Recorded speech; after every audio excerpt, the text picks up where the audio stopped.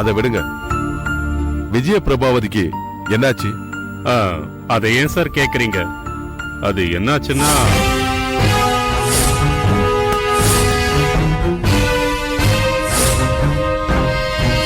பாதிக்கு மேல அந்த டைரியில எழுதல சார். அந்த டைரியில அந்த பிரமோத்தோட அப்பா பிரபா மேல துப்பாக்கிய வச்சதுக்கு அப்புறம் என்னாச்சு? அந்த துப்பாக்கி வெடிக்கல. எப்படி? அதுல குண்டு இல்ல. அது எப்படி?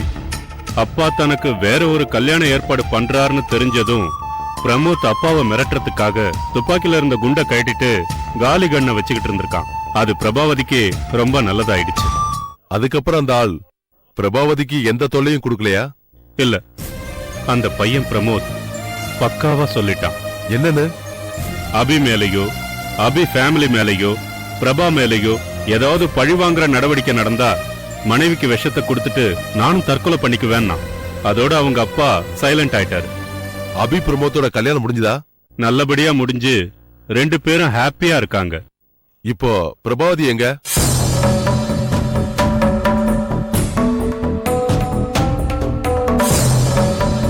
போகட்டும், சந்தோஷமா இருக்காங்கல்ல? எப்போ அந்த வீட்டுக்கு என் பேச்ச மீறி போனாலோ அன்னைக்கே அவளுக்கு பிடிச்சது சனி. எந்த வீடு? துளசிதாஸ் வீட்டுக்கு. ஓஹோ, அந்த பையன் துளசிதாச போய் பார்த்தா அவன் பிரபாவோட புருஷன்னு சொல்றானே, அது உண்மையா? ஆமா. ஒரு வாசகனா பிரபாவோட வாழ்க்கையில வந்தான். எப்படி பிரபாவோட புருஷனானா?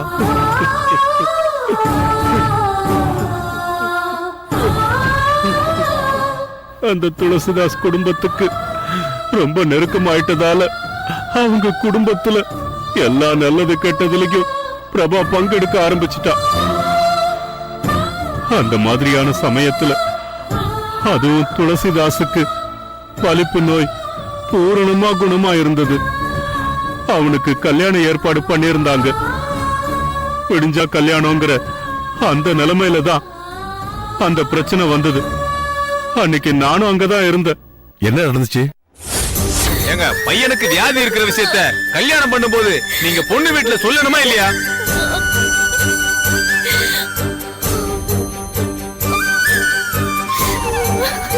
எங்க அண்ணனுக்கு ஒரு வியாதியும் கிடையாது சார். யாரோ உங்களுக்கு ராங் இன்ஃபர்மேஷன் கொடுத்திருக்காங்க. உங்க அண்ணனுக்கு வலிப்பு வியாதி இருக்கிறது உனக்கு தெரியாதா தினேஷ்? நீயே தலை குனிஞ்சு நிக்கிற? நம்ம புரோக்கர் கிட்ட இவருக்கு வலிப்பு வருது, அதுக்கு ட்ரீட்மெண்ட் எடுத்துக்கிற விஷயத்த சொன்னதானே?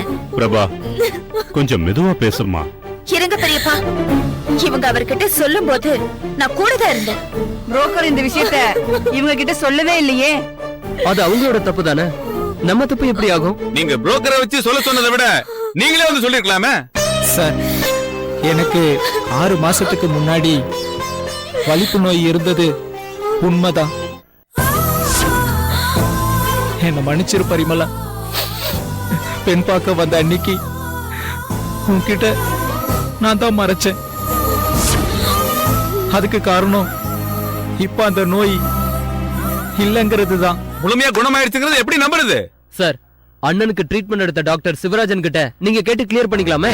அவர் உங்களுக்கு தெரிஞ்ச டாக்டரா இருந்தா உங்களுக்கு சாதகமா தானே சொல்லுவாரு. இப்ப நீங்க என்ன சொல்ல வரீங்க சார்? பிரபா, நீ இதுல ஏன் கோவப்படுற? சும்மா இருங்க பெரியப்பா, நீங்க சொல்லுங்க சார். இப்ப என்ன பண்ணணும்? பொய் சொல்ற இந்த குடும்பத்துக்கு ஏன் பொண்ணை கொடுக்கறதுக்கு எனக்கு சுத்தமா விருப்பம் இல்ல. பரிமளா, என்ன நம்பு, எனக்கு நல்லா தெரியும்.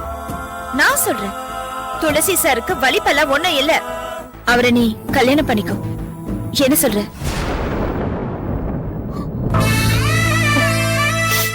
அவ்வளவு கான்பிடென்ட் உனக்கு இருக்கா? ஆமா இருக்கு. அப்படின்னா நீயே அவர் கையால தாலிக வாங்கிக்கோ.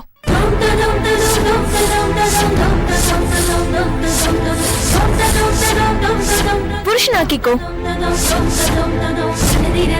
உனக்குதான் அவரை பத்தி பக்காவா தெரியுமே.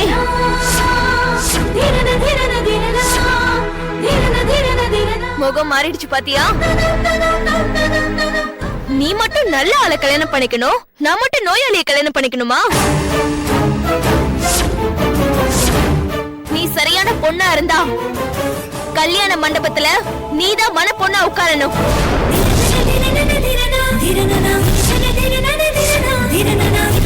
பெருசா பேசினா மட்டும் பத்தாது, செயல்லையும் காட்டணும்.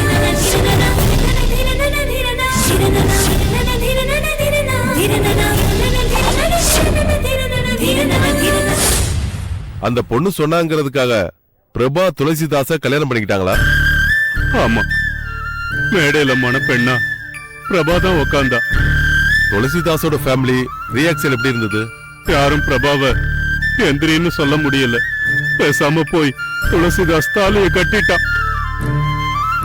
அவளுக்கு வேற இடத்துல கல்யாணம் ஏற்பாடு பண்ணியிருந்தனா தலை குனிஞ்ச. அந்த அவமானத்துல அவகிட்ட பேசுறதையே நான் விட்டுட்டேன். அவ வீட்டுக்கு கூட போறத விட்டுட்டேன். விடுங்க சார், இன்னாருக்கு இன்னார்னு எழுதி வச்சிருப்பாங்கன்னு சொல்லுவாங்க. துளசிதாசுக்கு பிரபா மேல ஒரு தனி மரியாதை, பக்தி வேற இருந்தது. மனைவியான உடனே பூ போல தாங்கியிருப்பானே. அதான் இல்ல, அவளை யாரும் அந்த வீட்டுல சரியா புரிஞ்சிக்கவே இல்ல. என்ன சார் சொல்றீங்க? அன்னைக்கு ஒரு நாள் ராத்திரி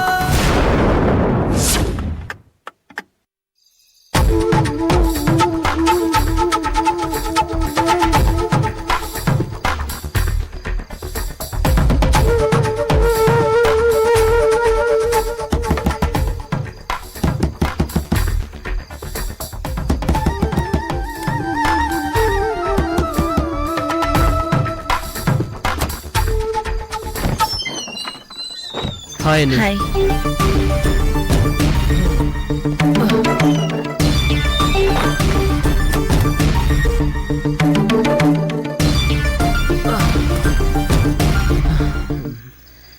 கிச்சன்ல அத்தை சாப்பாடு எடுத்து வச்சிருக்காங்க, கொண்டு வரட்டுமா? வேணாம் அண்ணி, நான் ஃப்ரெஷ் அப் ஆயிட்டு நானே சாப்பிட்டுக்கிறேன். ஏன் இவ்வளவு லேட்டு? ஃபேக்டரியில கொஞ்சம் அதிகப்படியான வேலை.